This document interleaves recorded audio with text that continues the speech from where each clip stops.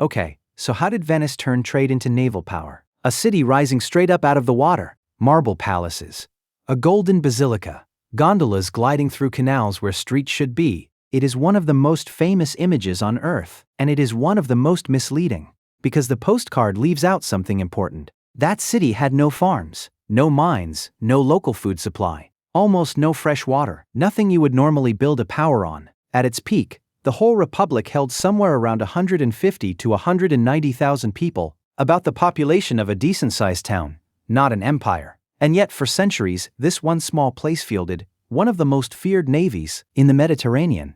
It outfought empires with millions of people, and armies that could have crushed its own a dozen times over. How? The obvious answer is that trade made Venice rich, and rich cities build fleets. That is the postcard answer. It is not the real answer. The real answer runs through a state-owned shipyard, a tax on cargo, and one of the darkest chapters in medieval history, because Venice did not buy its navy, it converted it. The fleet was not a purchase. It was the protective arm of a machine that could not survive without it, funded by a tax on the very cargo the fleet was built to protect. By the end of this, you'll understand why the most beautiful city in Europe was really a logistics company with a fleet, and why the exact thing that made it rich is the exact thing that eventually made it powerless. The story starts in a swamp, with people who had nothing left to lose. Around the 5th century, the Western Roman Empire was collapsing, and invaders were sweeping across Italy. Cities were being sacked, people were being slaughtered or sold, and a stream of refugees fled to the lagoon,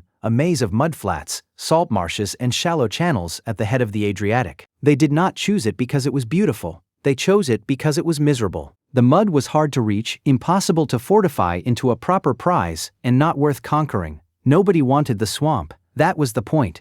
But survival in the swamp came with a price. There was almost no farmland, almost no fraffland, almost no fresh water, because the wells were brackish, so the city collected rainwater in cisterns carved into the ground.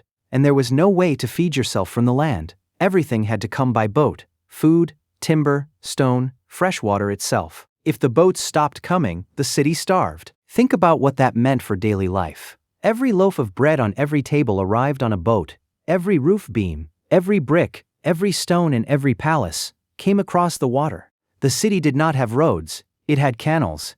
Because the roads were the boats, you did not walk to market in Venice, you rode. You did not build on land, you drove wooden piles into the mud and built on top of them, because the ground itself was not ground. Whole neighborhoods floated on posts hammered into the lagoon floor.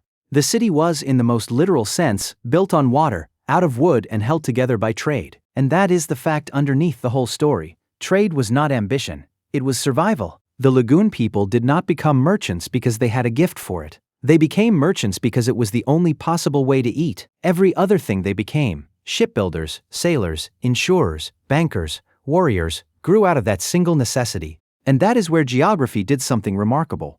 Because Venice did not just need to trade, it sat in the one place where the world's trade physically had to pass. Look at a map of the medieval world, and you will see a bottleneck. The goods that Europe could not live without, spices, silk, dyes, precious stones, came from the east, across the sea and through the Byzantine world, into the eastern Mediterranean. And to reach the wealthy markets of Europe, they had to travel on, either overland across the continent, or up the Adriatic Sea. And at the head of the Adriatic, exactly where the sea lanes met the land routes, sat Venice. Not close to the goods, not close to the buyers.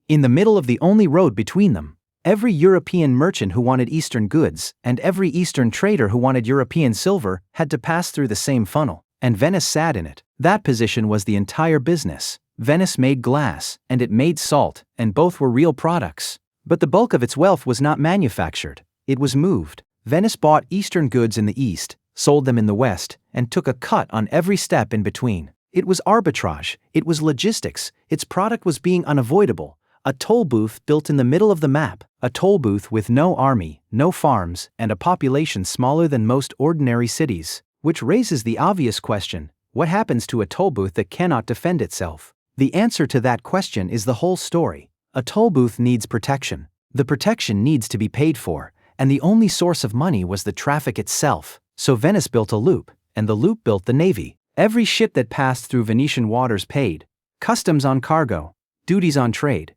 taxes on the merchants who used the harbor. That money went into the state treasury. And the state treasury spent it on one thing above all: the arsenal, the state shipyard. Founded around the year 1104, the arsenal turned tax money into warships. Galleys built for speed and built to fight, with banks of oars and a ram at the prow. And those warships did not sit in harbor, they escorted the merchant convoys. Venice ran what it called the muda, armed convoys that sailed on fixed schedules to Alexandria, to Beirut, to the Black Sea. Say you are a Venetian merchant in the 13th century, and you want to buy silk in Alexandria. You do not charter your own ship and hope for the best, you buy space on the next scheduled convoy. The convoy sails together on a fixed date, with armed galleys riding alongside. The galleys are not there to carry cargo, they are there to carry protection. Piracy was a fact of life, and so was war with rival trading cities. A single unescorted merchant ship was prey. A convoy with warships was a fortress that moved, and the state made sure the difference was paid for because the state collected its cut either way. The protected cargo arrived safely, got sold, and generated more customs, which flowed back into the arsenal, which built more warships. Do you see the machine? Trade paid for the fleet protected the trade paid for the fleet. It was a self-funding loop, and it ran, with only interruptions, for centuries. The Navy was not a cost Venice grudgingly paid. It was the insurance premium of a business that could not survive a single season without it. Now look at the famous image again: the gold, the marble, the palaces, the Church of St. Mark, glittering like a jewel box. That is the image that made Venice famous, and it is also the misleading part of the story. Because what did that city actually produce? Almost nothing. Glass and salt, and after that, very little. The wealth was not made in Venice, it was moved through Venice. Every cargo that passed through the funnel paid a toll, and the tolls accumulated into a river of gold. And where did the river go? Not into factories, not into more production, not into more production. It went into marble, into gold leaf, into palaces and churches, and the most beautiful skyline in Europe. The beauty was not the business, the beauty was the profit display. The jewel box was the advertising, the proof, visible from across the lagoon, that the machine worked, and underneath the advertising, the actual product was one thing: being in the way. The entire wealth of Venice came from standing between other people's goods and other people's money, and charging both of them for the privilege of passing through. That is the first thing to understand if you want to understand the Navy. Because a machine that rich and that dependent on a single position cannot afford to be defenseless, and it was about to prove exactly how far it would go to stay defensible. The uncomfortable part the gondola rides leave out is that a toll booth that cannot defend itself gets robbed, so the toll booth learned to defend itself, and then some. Because the fleet was never just insurance, it was also a fist. Venice fought wars against its rival trading cities, Pisa and Genoa. Wars fought not over borders or glory, but over routes, privileges, and the right to be the middleman. It pressured the Byzantine Empire into granting its merchants special trading rights inside Constantinople. It seized the Dalmatian coast, not for farmland, but for the forests, ship timber, the raw material the arsenal could not live without. It took the island of Crete, not as a trophy, but as a naval base guarding the shipping lanes to the east. Every war, every treaty, every conquest was the same commercial logic wearing armor. Protect the corridor, defend the corridor, extend the corridor, and this is where it is worth being honest about what Venice actually was. The romantic version, the serene republic, the city of canals and commerce and light, is real. Venice was genuinely governed as a republic, with elected doges and councils, when most of Europe was ruled by kings. It built hospitals, schools, and a legal system that protected merchants. None of that is fake. But the same city that built hospitals also enslaved people taken in its wars, protected its monopoly with violence, and was perfectly willing to sack a Christian city to collect a debt. Both of those things are true at the same time. The light and the shadow were the same machine, and if you doubt how far that machine would go, you need to understand what happened in the year 1204. Let me tell you what happened, because this is the single most important proof in the whole story. In the year 1202, the armies of the Fourth Crusade gathered in Venice. They had promised to pay Venice a fortune to transport them to the Holy Land, but when they arrived, they could not pay. They were short by a huge sum, and Venice held the contract. The Crusaders were stranded, in debt, in a foreign city, with no way to continue and no way to go home. And the Doge of Venice, a man named Enrico Dandolo, old and blind, made them an offer. Sail to Zara, a Christian city on the Adriatic that Venice had a commercial quarrel with, and take it. Do that, and your debt is forgiven. The Crusaders were horrified. These were men who had taken a sacred vow to fight for Christendom. Attacking a Christian city was an act of betrayal. But the debt was real, the ships were Venetian, and the choice was stark. They agreed. Zara fell, and then Dandolo made the offer bigger. Constantinople, the capital of the Byzantine Empire, the greatest city in the Christian world, with walls that had held for 8 centuries. The Crusaders were supposed to be protecting that city, not attacking it. But in 1204, the fleet sailed, and the city fell. What followed was one of the most brutal sacks in medieval history. Churches were stripped of their treasures, relics were burned or carried off, thousands of people were killed, women were enslaved in the streets. The greatest city of the age was torn apart, and it was done, in large part, to collect a commercial debt. Read that again. The most sacred enterprise of the age was redirected into a debt collection operation, and the man who redirected it got exactly what he wanted. Now, historians genuinely debate how much of this was planned from the start, and how much was improvised as the crisis unfolded. The motives of the blind old doge are not settled fact, but what is not debated is the outcome, and the outcome is the tell, because look at what Venice did with the biggest prize in the Christian world.